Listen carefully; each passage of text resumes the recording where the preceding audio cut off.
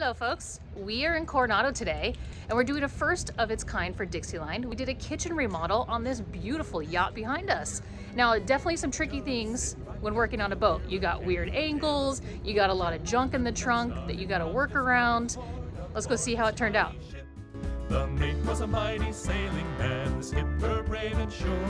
5 passengers set sail that day for a 3-hour tour. A 3-hour tour. Okay, with every install comes a challenge. This one being on a boat, several challenges to deal with.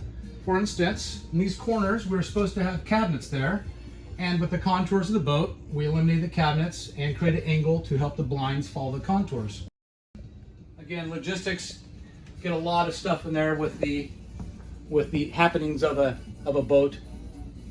But as you move forward and keep with the install, it comes together. Here on Gilligan's Isle,